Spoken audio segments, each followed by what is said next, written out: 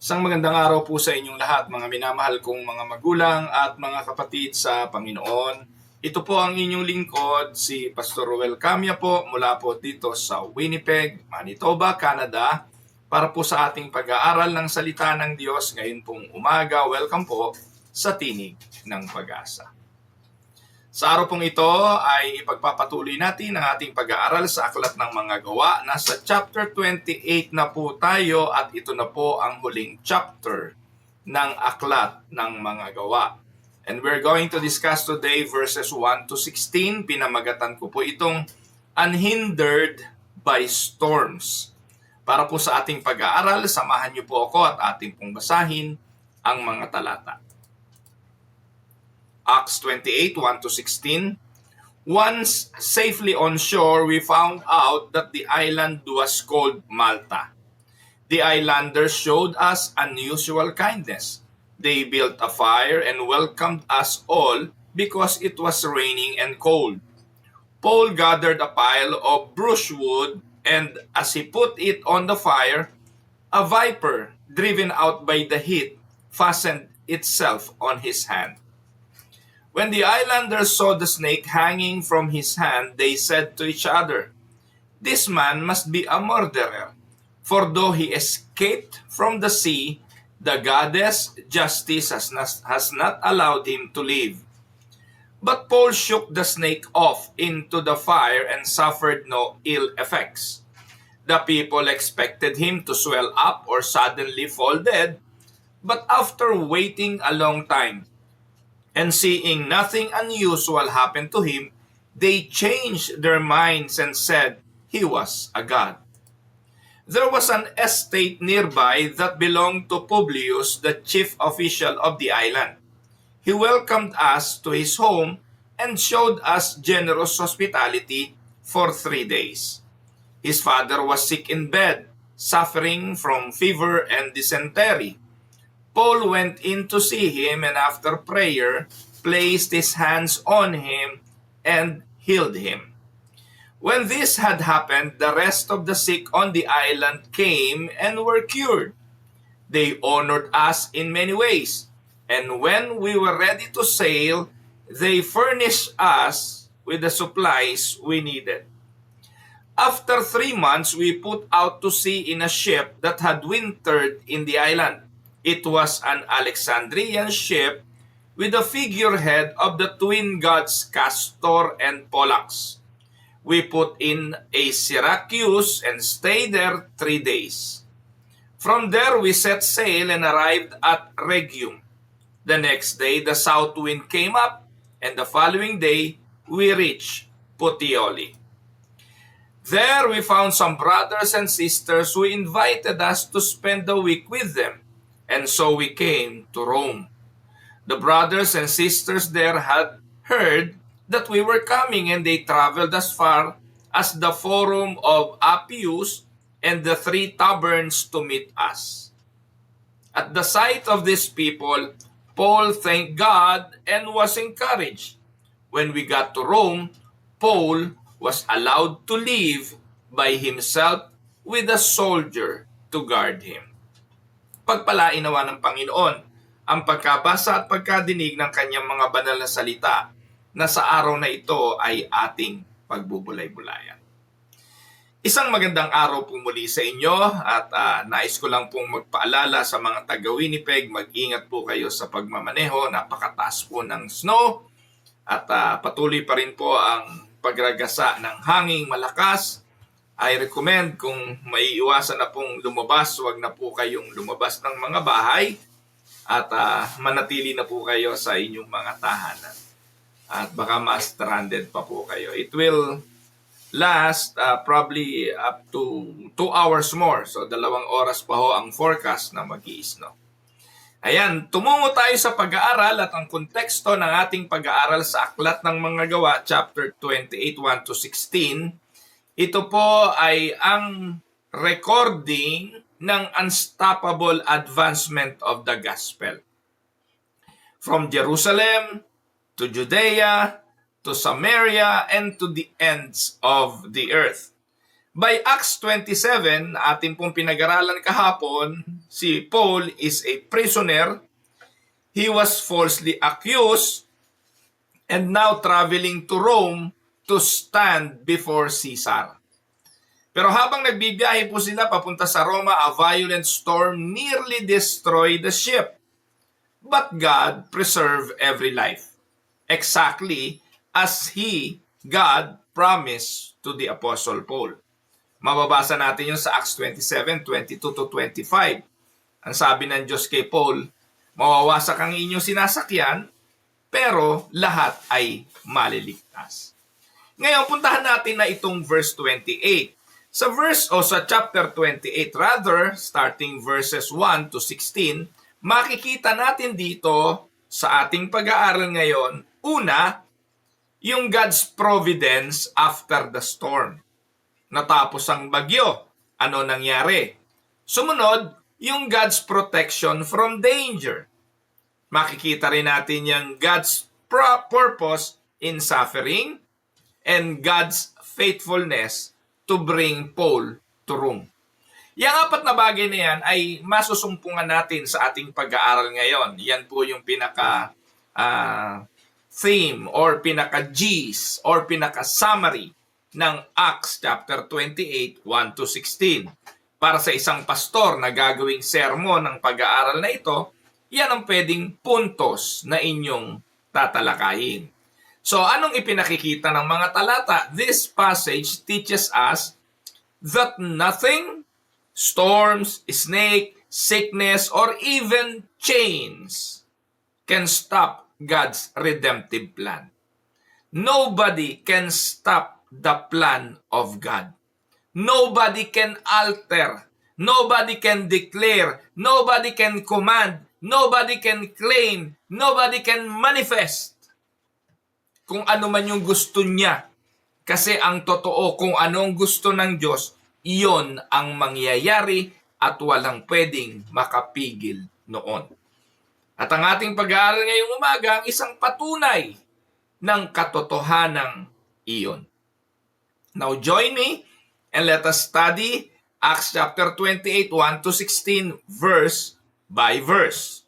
So let us go to verse 1 of chapter 28. Ang sabi po dyan, once safely on shore, we found out that the island was called Malta. Kahapon, naalala niyo po ba? Tinapon na po nila lahat ng bagay na meron sila, kumain sila, nagpalakas, at yung natira nilang mga trigo, grains, tinapon na rin nila, at naghintay na lamang po sila ng pagsikat ng araw. Pagsikat ng araw, nakita nila malapit na sila sa isang isla.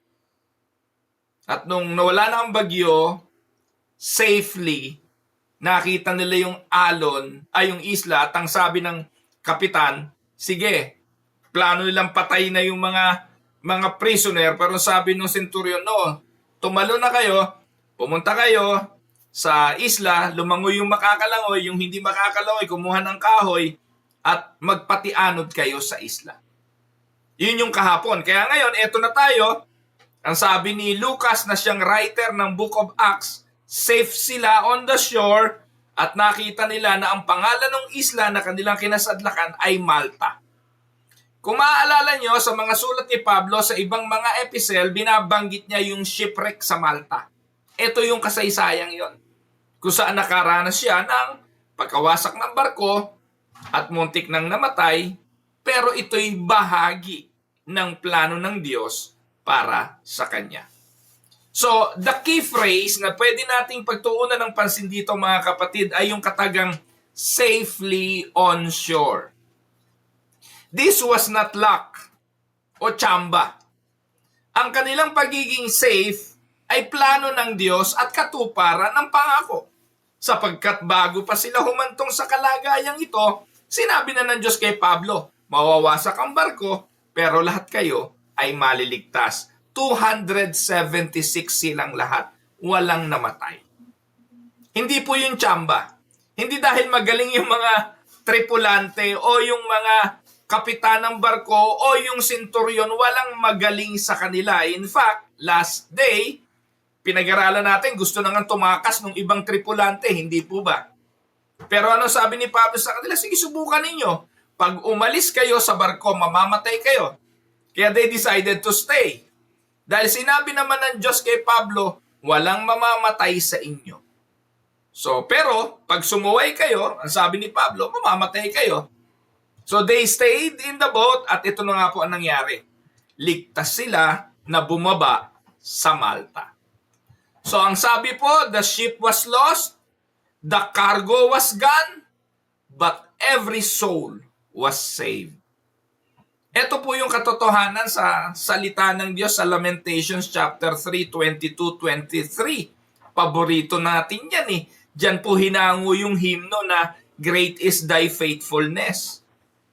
Ang sabi diyan, the steadfast love of the Lord never ceases.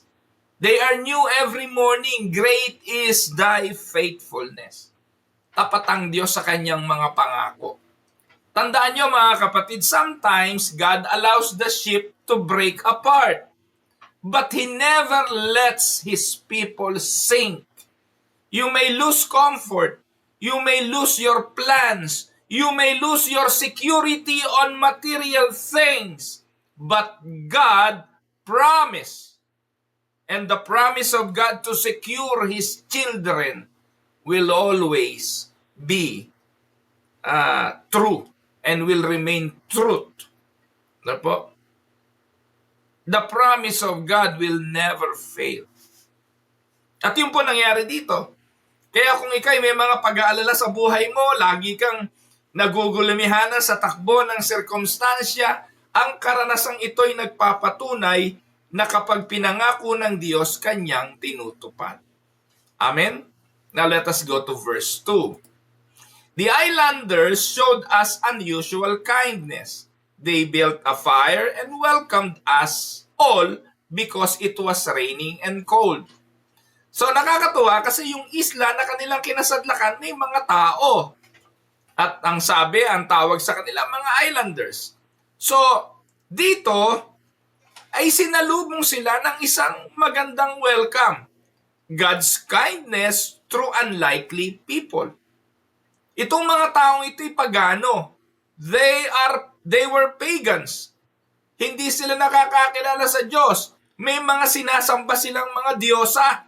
May sinasamba silang mga diyos-diyosan. Pero mga kapatid, ang tulong, ang biyaya para sa anak ng Diyos, minsan nanggagaling to the unlikely sources. Naranasan nyo na ba minsan na ang inaasahan mong tulong na manggagaling sa pinakamalapit sa iyo ay hindi nangyari? At minsan yung tulong nanggaling pa nga doon sa mga likely sources na hindi mo inaasahan. At sa pagkakataong ito, si Pablo, sina Lucas at ang kanyang mga kasama ay pinagpala ng mga paganong islander. So these were pagans, yet God used them as an instrument of grace. God's common grace works even through unbelievers. Amen po ba? So God provides warmth after the cold storm. Palatandaan po yan sa Proverbs 21 verse 1, God turns hearts wherever He wills. Ang Diyos ang siyang source ng ating provision. And God often sends help from unexpected places. The hands that warm you may not yet know, you may not yet know Christ, but the God who sent them does. Tandaan natin, ang Diyos ang siyang kumikilos sa mga kamay niya. Verse 3 and 4. Ano po ang sabi? Sa verse 3, Paul gathered a pile of brushwood and he puts it on the fire. A viper, driven out by the heat, fastened itself on his hand. So dito mga kapatid, si Paul, tumulong sa paglalagay ng apoy. Pagpaparikit ng apoy, naghanap ng kahoy. Nako, nadali naman ng viper. Sa ibang translation, makamandag na ahas sa Tagalog. Sa ibang Bible, Tagalog ay ulupong. So, hindi po siya sawa, hindi po siya ahas tulog. Siya pa ang ginamit po dito, viper. makamandag na ahas. At kilala ito ng mga islander. Para sa mga islander, ito ay kasiguruhan ng kamatayan. Kaya ano sabi ng mga islander sa verse 4? When the islanders saw the snake hanging from his hand, they said to each other, sa kanila lang, nag-uusap sila, siguro mamamatay tao yan. Kung nakaligtas man siya sa dagat, sigurado, ang goddess, no, yung goddess na kanilang sinasambang Diyos, yung kanilang pinaniniwalaang Diyos, ang sabi, gagawaran siya ng hustisya, hindi siya makakatakas ng buhay. Kasi alam nila si Paul ay isang bilanggo. At may mga sundalong nagbabantay sa kanya. At sa pagkakataong ito, ano ang interpretation ng mga tao makakakita? Napakasama mo, kung nakaligtas ka sa dagat, dito patay ka. Hindi ka makakatakas dyan sa nangyari sa'yo. So anong atin pong makikita rito? Most of the time, ang mga tao mamimisinterpret yung provision ng Diyos. Ang gusto kong gamiting term dito yung misinterpreting God's providence.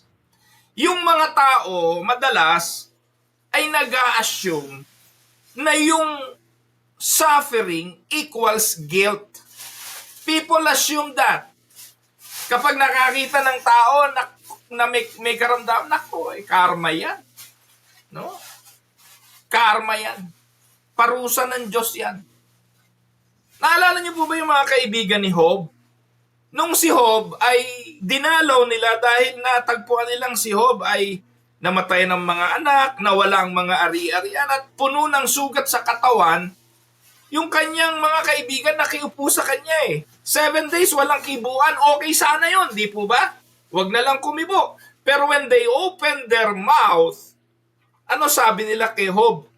Nako Job, parusa sa iyo ng Diyos yan. Siguro ang tindi ng kasalanan mo Magsisikan na ng kasalanan mo para mabawasan na yung paghihirap mo. Yung asawa nga ni Job ang sabi, sumpain mo na ang Diyos nang mamatay ka na.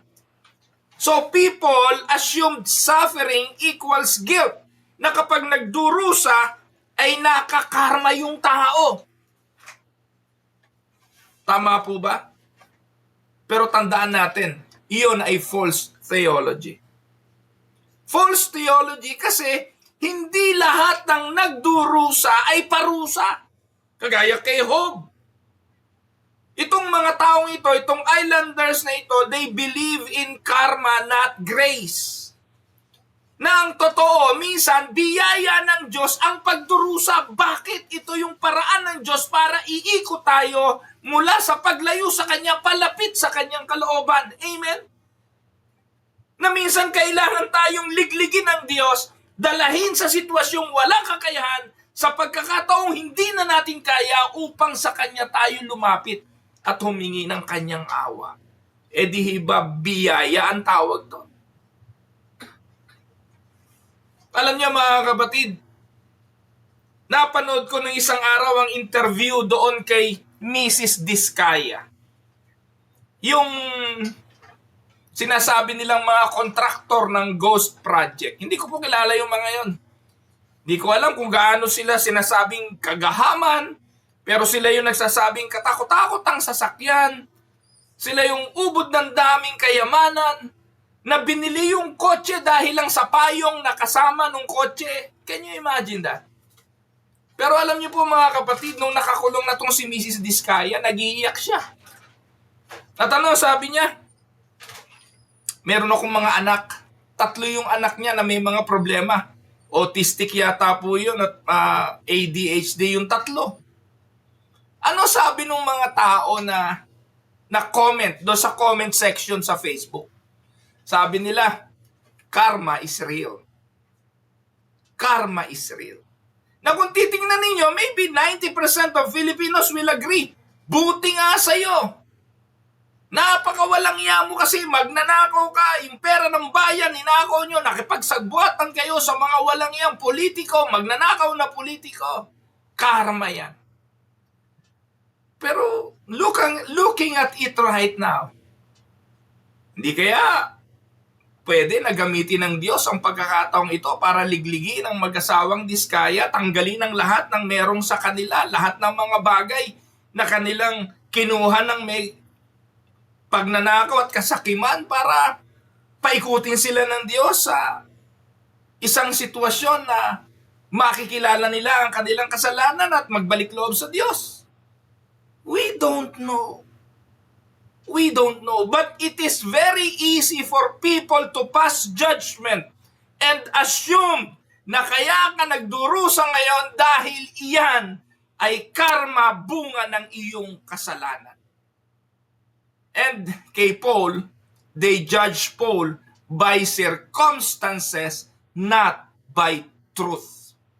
Nakita nila, nakabilanggo si Paul, nakita nila si Pablo may gwardiya, may mga sundalong nagbabantay. Ang assumption ng tao, masamang tao yan, nakabilanggo nga yan eh. Kung nakaligtas siya sa dagat at napadpad siya dito sa isla, ngayon, patay siya sa ahas. Mga kapatid, hindi ganon. Sa John chapter 9 verse 3, naalala niyo po ba yung kwentong ito? Nakita nila yung lalaki na lumpo. Sabi ng mga alagad, sino po ang may kasalanan? Yung kanyang mga magulang o ang lalaking ito? Kaya siya nagkaganyan. Ano sagot ng Panginoon? Neither this man nor his parents sinned, said Jesus. But this happened so that the works of God might be displayed in him. Take note, suffering is not always punishment.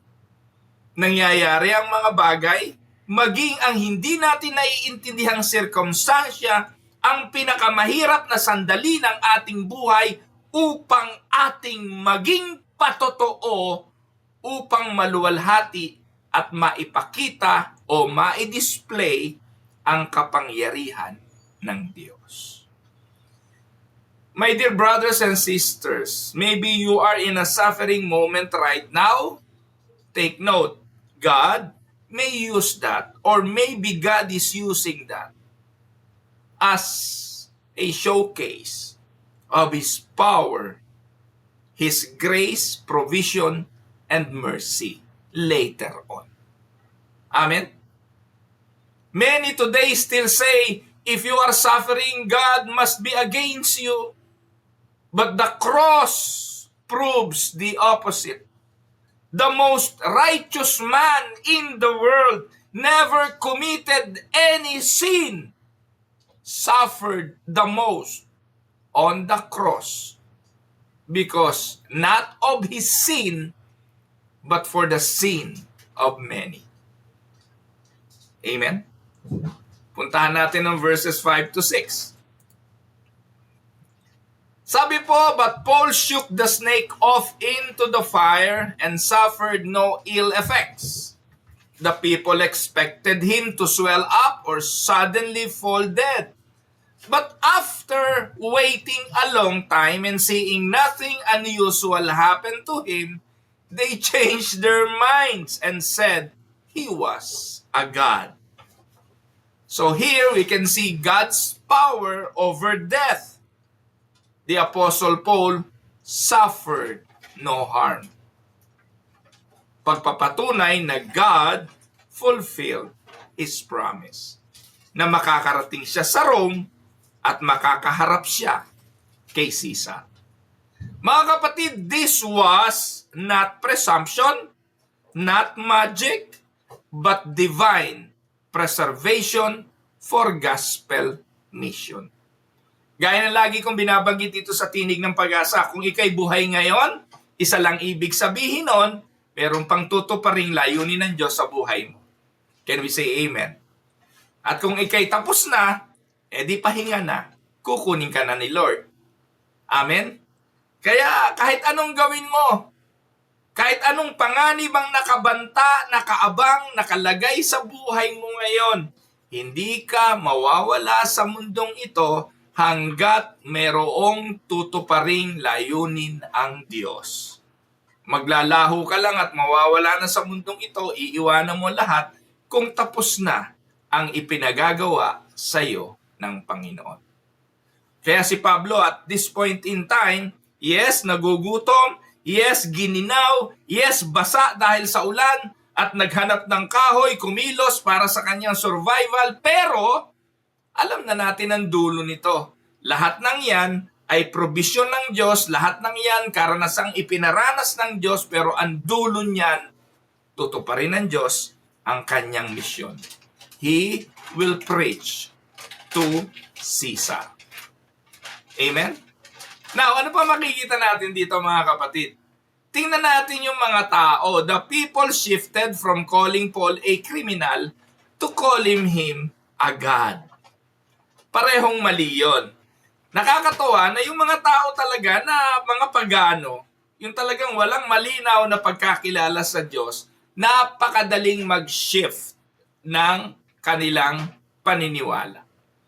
Yung walang matibay na paniniwala sa Diyos, paniniwalaan kahit ano. Ako po ay madalas na naglalakad doon sa Garden City every day. At pagkakatapos kong maglakad, umuupo ako sa mga umpukan ng mga Pilipino doon. Iba't ibang grupo. May mga grupo po ng mga taga-North, mga Kapampangan, mga Ilocano, may mga grupo ng mga taga-South, mga Caviteño, mga iba't iba. At kilala po nila akong pastor kasi araw-araw na nga po nandun ako. Halos every Filipinos na nandun sa Garden City, syempre nagkukwentuhan naman, pastor yan. So, ganun po. At ngayon po, madalas pag uupo ko, marami silang mga tanong about faith, about religion, at makikita nyo talagang ang mga tao, iba't iba ang pinaniniwalaan. Kahapon na napagkwentuhan yung mga albularyo at mga espiritista, ano ba raw ang paniniwala ko sa mga ganon? Sabi ko talagang napakarami na gustong paniwalaan ng tao. Meron pa nga, alien ang pinaniniwalaan. So, sa ganong mga kaparaanan, ako bilang pastor sabi ko, ubod ng hirap kung iisa-isahin mo sasagutin ang mga katanungan ito. Pero nakita ko yung realidad, ang tao paniniwalaan kung anong gusto niyang paniwalaan. At dito po mga kapatid, sa pagkakataong ito, sa Malta, may paniniwala ang mga tao nga na kapag masama ang ginagawa mo, parurusahan ka. At kapag ikay pinaghihimalaan, kapag masagana ang buhay mo, ginagabayan ka ng makapangyarihan at baka ikaw ay isang Diyos. Ganito ang tingin nila kay Pablo. Kanina, kriminal, pero nung tinuka ng ahas at hindi namatay, siya ngayon ay Diyos. Tandaan natin mga kapatid, parehong mali ito. Yung ganong klase ng mindset ng tao na pipiliin ko anong kanyang paniniwalaan ang isa sa pinakadelikado sa panahon ngayon. Kaya it is very important na yung mga lingkod ng Diyos, yung mga nangangaral sa pulpito, ay magturo kung ano ang dapat sampalatayanan at ano ang dapat paniwalaan. Nakakalungkot sa loob mismo ng pananampalatayang Kristiyano, napakaraming mga sablay na katuruan. Na napakarami, kabilang sa simbahan, nandun na at doon na tumanda ng walang malinaw na paniniwala at pananampalataya. Minsan allergic tayo dun sa term na doctrine. Allergic tayo sa term na doktrina. May narinig nga ako, obispo, tigilan na natin yung kadodoktrina ng kadodoktrina. Mahalaga ngayon ikip na lang natin yung mga tao. Pagod yan, isang buong linggo. I-encourage na lang natin sila sa simbahan. Aliwin na lang natin sila. Can you imagine? Kaya yung mga tao ngayon sa loob ng simbahan, inaaliw lang. Inaaliw ng mga kantahan, ng mga sayawan, ng palakpakan, ng haleluya, pero walang mga nalalaman. Sorry, pero napakasakit na katotohanan. Magkakamatay ang maraming nagsasabing sila'y Kristiyano na baka pag nakita ng mukhaan si Kristo, mapagkamalang si Judas pa ito. Dahil hindi nila nakikilala kung sino ang kanilang sinasamba. At baka pag nakita si Satanas ay sabihing, Panginoon, Panginoon, dahil ang pagkakakilala nila sa Panginoong Hesukristo ay malayong malayo sa tunay na Kristo ng banal na kasulatan. Nakuha niyo po yung aking sinasabi. So the servant of God is not defined by praise or blame. The servant of God is defined through His faithfulness. Si Pablo, hindi niya kailangan kilalaning Diyos at hindi rin siya basta kriminal. Siya po ay matapat na lingkod ng Diyos. Let us go to verse 7 and 8. There was an estate nearby that belonged to Publius, the chief official of the island. He welcomed us to his home and showed us generous hospitality for 3 days. His father was sick in bed, suffering from fever and dysentery. Paul went into him and after prayer, placed his hand on him and healed him. So, dito ano ating makikita? Siyempre mga kapatid, nakita ng mga islander na si Paul ay hindi namatay nung tinuklaw ng ahas. Ano tingin sa kanya? Diyos. Kaya dahil siya'y Diyos, welcome sila lalo nung island. Dinala sila sa chief official ng island na si Publius. So, siyempre, kung namatay si Pablo, babaon na lang siya doon. Hayaan na lang siya mabulok sa isla. History na siya. Pero dahil tutuparin ng Diyos ang kanyang pangako at ang pangako ng Diyos, makakarating siya sa Roma para mag-preach kay Caesar, iniligtas siya ng Diyos sa ahas. Ang problema pinagkamali ito ng mga islander bilang Diyos, dinala siya ngayon saan? Courtesy. Courtesy ko lang tawag dyan. Di po ba mga kapatid? Pag merong sikat, dumarating sa isang bansa, dinadala sa palasyo. Dinadala doon sa gobernador, dinadala sa mayor para makipagkamay man lang sa mayor. Sa pagkakataong ito, pinakilala si Pablo, sina Lucas at ang mga magkakasama sa city official. Pagdating doon, natagpuan nila yung tatay ng city official ay may lagnat at may dysentery, nagtatay. Mayroong problema sa sikmura. Nag-LBM, bunga siguro yan ng masamang tubig. So dahil doon, anong nangyari? Ito po yung ministry in the midst of waiting.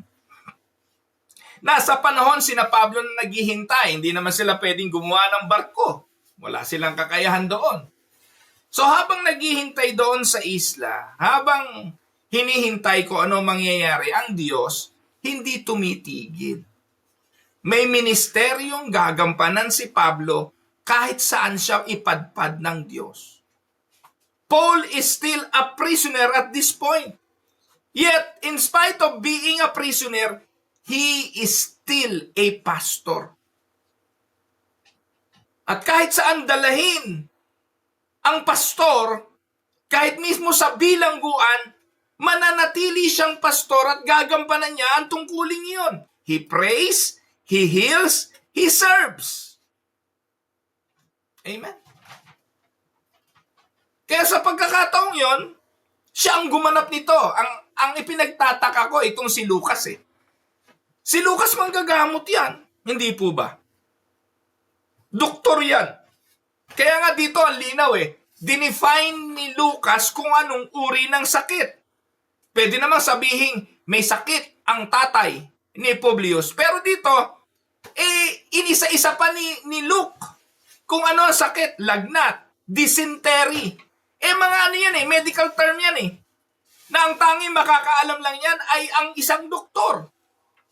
Pero tingnan niyo po dito mga kapatid, para ipakita sa atin ni Lucas na ang nagpagaling ay kapangyarihan ng Diyos, si Pablo ang siyang kumilos. Hindi po inangkin ni Lucas yung galing dyan na dumating kami sa bahay ni Publius, ginamot ko dahil ako'y doktor, ang tatay ng chief official. Walang ganon. Sa pagkakataong ito, writer si Lucas at wala siyang kinuhang credit. Kasama siya ni Pablo. Ang sabi niya, there was an estate nearby that belonged to Publius, the chief official of the island. He welcomed us. So meaning kasama siya. And he showed us. Kasama siya. 3 araw sila sa bahay na yun. May sakit yung tatay. And Paul went in to see him and after prayer, placed his hands on him and healed him. Nakita niyo po mga kapatid, ang pagkilos diyan. Hindi doktor ang nagpagaling. Si Lucas ay doktor. Ang nagpagaling ay kapangyarihan ng Diyos. Sabi sa James 5:15, the prayer of faith heals. Amen? So this was an apostolic sign. And the apostolic sign authenticate the gospel. Hindi po ito guarantee at universal teaching na kapag pinatong mo kamay mo, ginaya mo si Pablo, lahat ay gagaling. No! This was an apostolic sign. Palatandaan yan, dala ng mga alagad na sila'y pinagkalooban ng Diyos na ang patungan ng kamay, ipanalangin nila, gagaling. Hindi yan para sa lahat. So, ano pong ating makikita rito mga kapatid bilang illustration? Some believers wait to serve until life become easier. Paul served while enchained. Marami pong gustong maglingkod sa Diyos, gawin ang kalooban ng Diyos, pero naghihintay na maging maayos muna ang lahat bago sila maglingkod. Pero si Pablo sa kabila ng difficulties, in spite of being in chain, he continues his ministry despite the circumstances. Amen. Let us go now to verse 9 and 10. When this had happened, the rest of the sick on the island came and were cured. They honored us in many ways, and when we were ready to sail, they furnished us with the supplies we needed. So, gospel fruit produces gospel favor. Dahil sa ministeryong ginawa nila, yung mga may karamdaman, dinala sa kanila. O dito mga kapatid na po, when this had happened, the rest of the sick on the island came and were cured. They honored us. So, ibig sabihin, dito, naniniwala po ako, hindi na lang si Pablo ang siyang nagpapagaling. Kasama na si Luke bilang apostol din.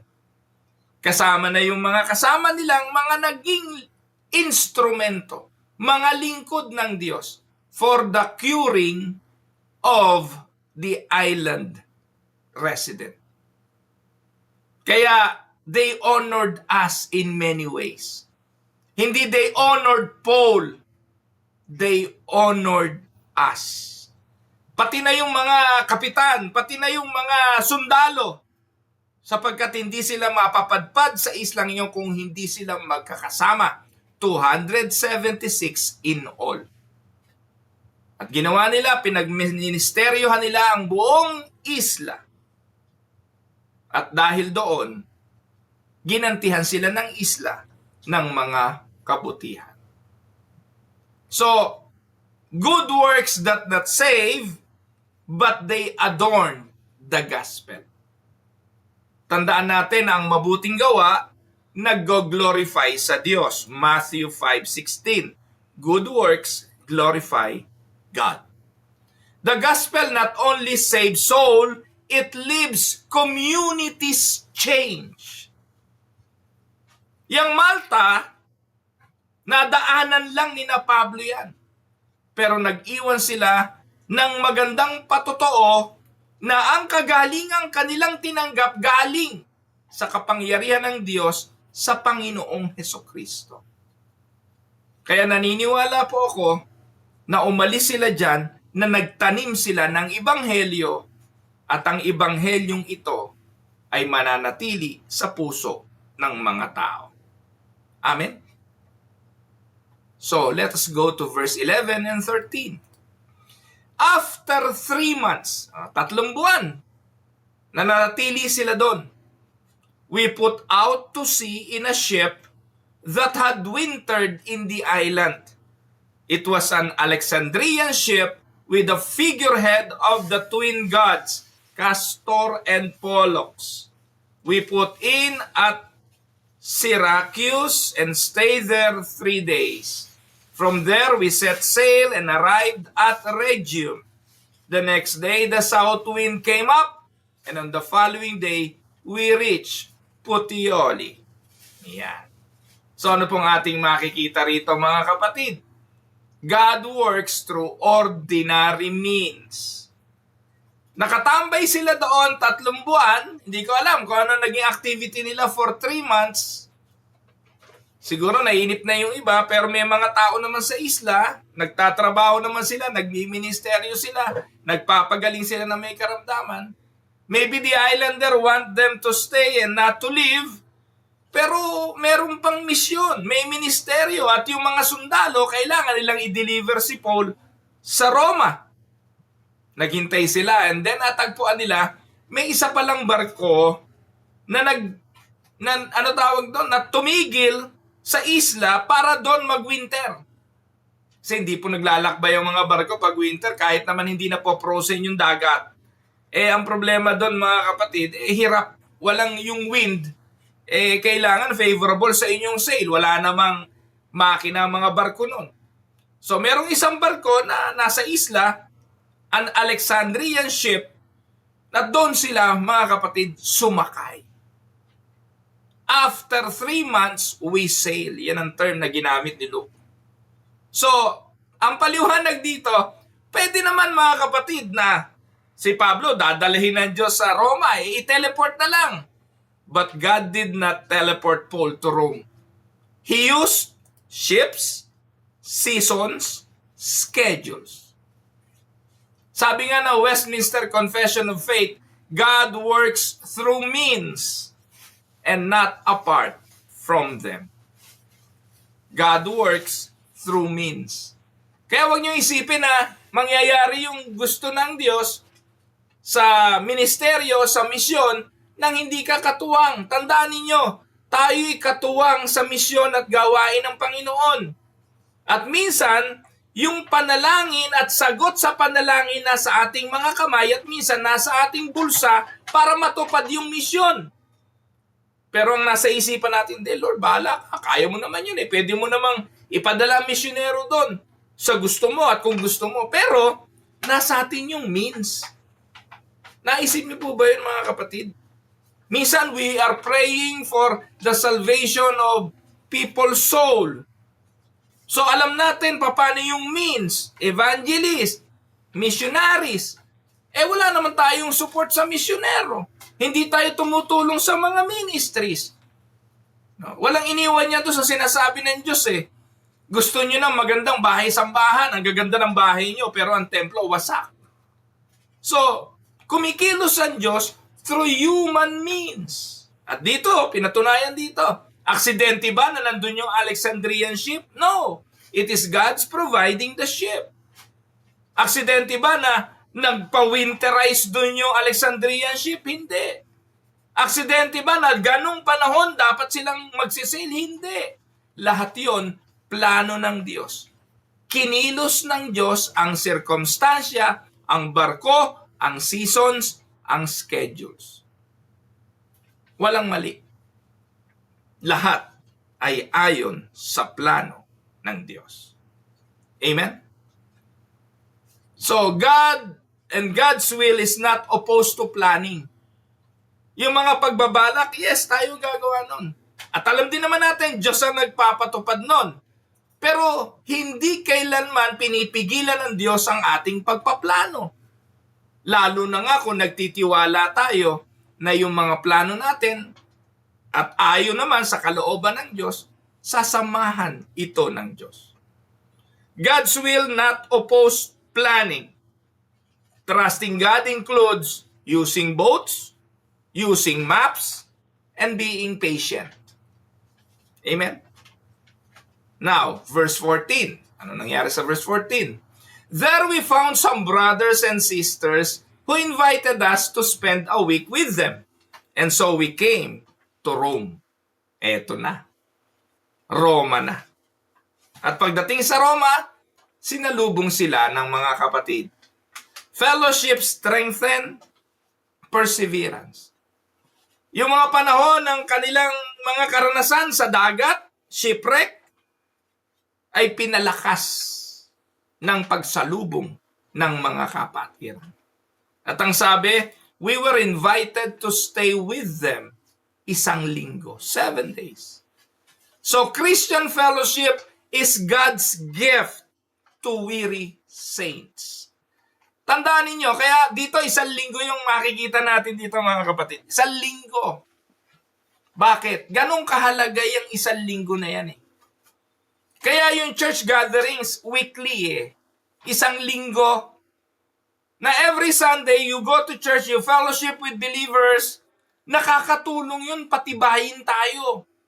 Kaya you need always be connected to a home church. You need to be connected with a small group.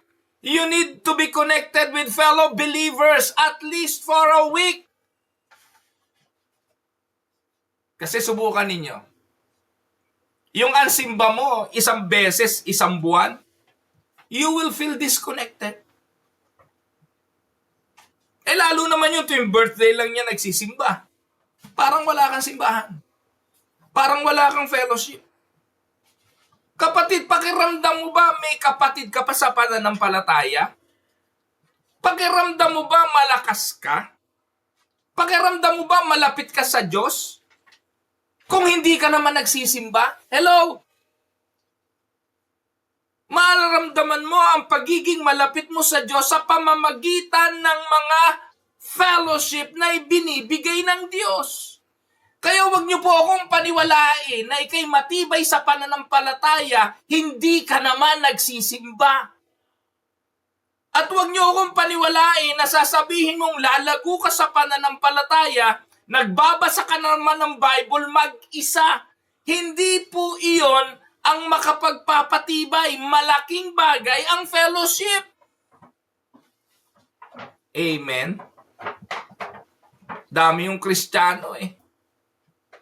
Sabi, ang lalakas nila, tantitibay nila. Hindi naman, wala namang fellowship, walang simba. Tandaan ninyo, kung ikaw man ay malakas na nga sa pananampalataya, pinalakas ka para magbuhat ng mga mahihina. At nasa loob tayo ng simbahan, hindi naman para laging pasanin at lagi nalang akayin at laging hilahin. Tayo naman ay binibigyan ng kalakasan upang tayo naman ang umakay, magpasan at magpatibay. Amen? Tandaan, Hebrews 10:24-25. Ang sabi ng Bible, huwag pabayaan ang pagtitipon gaya ng ginagawa ng iba. Hebrews 10:24-25, encouragement, strengthen faith. Amen? So, before facing Rome, Paul rest among believers. Kailangan niya to. Isa lang ay pinakikita. Even apostles need encouragement. Kaya huwag niyo itong kakalimutan, maging ang pastor niyo, kailangan ng encouragement. Minsan, ayayin niyo naman magkape. Minsan, ayayin niyo namang mag-hamburger man lang. No? O makipagkwentuhan kayo. Hindi dahil may kailangan kayo, hindi dahil kailangan nyo ng encouragement. Kung hindi, baka yung pastor naman ninyo ang kailangan ng encouragement. Baka napapansin ninyo, wala nang kakwenta-kwenta mga pinagsisisermon. Eh kasi wala naman kayong ipinoprovide na means para magkaroon ng sustansya ang sermon ng pastor. Reklamo kayo ng reklamo na puro gano'n na lang ang sermon ng pastor. Ang tanong, binigyan nyo ba ng budget para makapag-aral naman si pastor? Binigyan nyo ba ng budget para man lang makapag-seminar si pastor? Binigyan nyo ba ng budget para naman ma-enhance, makapag-retreat si pastor? Even the apostles need encouragement at some point. Amen? Minsan, si pastor na lang lagi ang nag-e-encourage. Yes, trabaho naman talaga ng pastor yan eh. Trabaho naman namin yan. Araw-araw nga trabaho namin yan. Pero ang malungkot, kapag ginawa na lang talagang trabaho yan ng pastor. Kasi ang ministry, hindi naman siya trabaho lang. Ang ministry ay calling at ang ministry, pag-ibig. Pero at the end of the day, kagaya ni Pablo, napapagod din yan. Kagaya ni Pablo, nanghihina rin yan. At makikita niya at dito, bago siya humarap doon sa misyon na pinapasa ng Diyos sa kanyang balikat, binigyan muna siya ng encouragement mula sa mga kapatiran sa Roma. Amen? Napunta natin ang verse 15. The brothers and sisters there had heard that we were coming, and they traveled as far as the Forum of Appius and the 3 taverns to meet us. At the sight of these people, Paul thanked God and was encouraged. See the result? Si Pablo mismo na-encourage. God encourages His servants. Wala pang ginawa yung mga kapatiran dyan, mga kapatid. Walang ibinigay na bagong kasuotan, walang regalong bagong sapatos dahil Pasko, walang ibinigay na gift card o Christmas card. Walang ganon. Kasi para sa mga lingkod ng Diyos, I will be speaking on my experience. I will be speaking on my behalf. Presensya lang ng mga kapatiran, sapat na maka-encourage sa pastor. Presensya nyo lang every time na may prayer meeting, encouragement yan sa pastor. Presensya nyo lang sa pananambahan, encouragement yan sa pastor. At alam nyo, ang napakadaling makapag-encourage, maka-discourage sa pastor, nakaka-discourage kapag alam ng pastor kung saan ka nakaupo pagkatapos tatayo sa pulpito at ikaw ay absent. Amen. Dito, nang nakita ni Pablo ang mga kapatiran, at the sight of these people, Paul thanked God. Take note, dapat ang pinasalamatan ni Pablo yung mga tao No, he thanked God. Because Paul knew na hindi ang mga taong ito ang kusa na dumating. Pinapunta sila ng Diyos. Amen? So, anong paliwanag dyan? Paul thanked God and took courage. God knows when His servants are tired. Yung mga mananampalatayang ito, hindi sila malapit. They traveled. When the brothers and sisters heard that we were coming, they traveled. Naglakbay sila. The believers traveled far. Their presence revived Paul's spirit. Amen? Ito yung binabanggit mga kapatid sa Isaiah 40 verse 31. God renews the strength of the believer. Amen? Now, sometimes God's greatest encouragement is not miracle. Minsan, pag nagbibilang ng mga blessing, ito ako sa mga pastor nagpo-post ng mga blessing nila sa Facebook. Salamat sa Diyos, may nagbigay sa akin ng bagong kotse. Praise the Lord. May nagbigay sa akin ng bagong coat. Praise the Lord. May nag-provide sa akin ng isang gift card. Praise the Lord. May nag-i-transfer sa akin ng $300. Praise the Lord. Pero alam niyo mga kapatid, sometimes God's greatest encouragement is not miracle. Not those material things that comes your way. God's greatest encouragement are faithful brother or sisters waiting for you. Amen? Now, let us go to verse 16. When we got to Rome, Paul was allowed to leave by himself with a soldier to guard him. Ito na yung huling verse natin ngayon. So, God's promise fulfilled. Paul reached Rome. He finally reaches Rome. So yes, as a prisoner, yet with freedom to preach. Amen? Katuparan yan ng Acts 23 verse 11 na sinabi ng Diyos, you must testify also in Rome. Ang katotohanan, God's promise are not stopped by chains. Amen? So, eto na.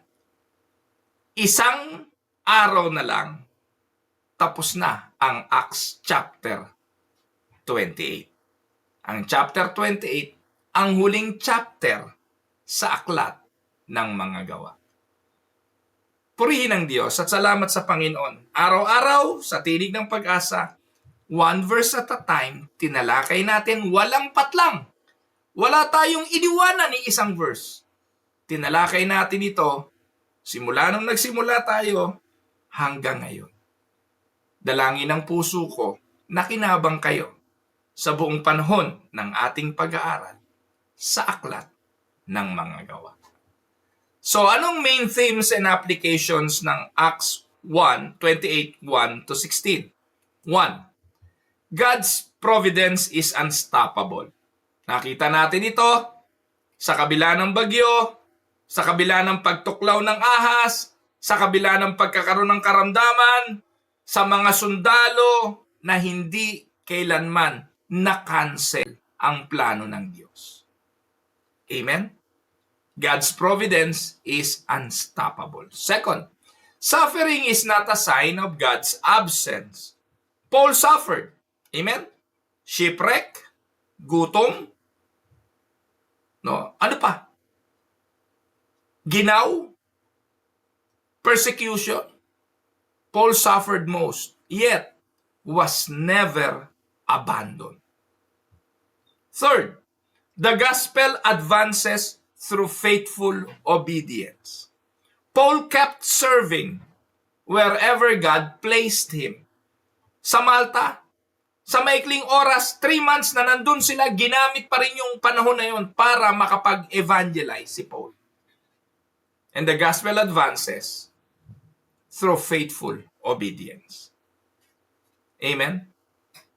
Tandaan, a compass works best in storms, not in calm seas. Mas magiging kapaki-pakinabang ang kompas sa panahon ng unos. Dahil dun mo to kailangan na kailangan para magbigay ng direksyon. Sometimes you don't need direction when the seas are calm. Tama? Pero minsan binibigyan tayo ng Diyos ng unos para pahalagahan natin ang angkla ng ating mga buhay at ang kompas ng ating mga buhay. Likewise, faith shines brightest when everything shakes.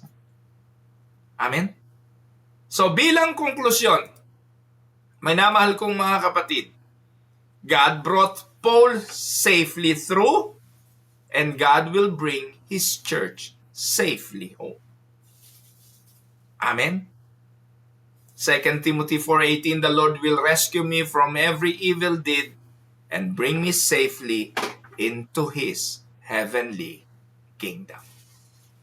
Paalala ni Paul kay Timoteo nang sumulat siya, iningatan ako ng Diyos sa lahat ng masama at tiyak ako, dadalhin ako ng Diyos sa kanyang kaharian. Tayo po'y tumungo, tayo manalangin. Sovereign Father, we thank you that no storm can stop your purpose. Teach us to trust, even when the ship breaks, and help us to serve you while waiting. Pinupuri namin ang iyong pangalan kahit sa panahon ng kahirapan, kapigatian. May you strengthen your church, O Lord, to remain faithful until your promises are fully fulfilled. Pagpalain mo ang aking mga kapatid. Magpagaling ka po sa mga may karamdaman. Kumilos ka po sa kanilang pangangailangan. Samahan mo po ang bawat isa, katulad ng pagsamang iginawad mo kay Pablo, kay Lucas, sa iba pang mga alagad. Sa iyo po ang papuri, ito po ang aming dalangin sa pangalan ni Jesus. Amen. Magandang araw po. Ito po ang inyong lingkod, si Pastor Well, para po sa Tinig ng Pag-asa. God bless mga kapatid.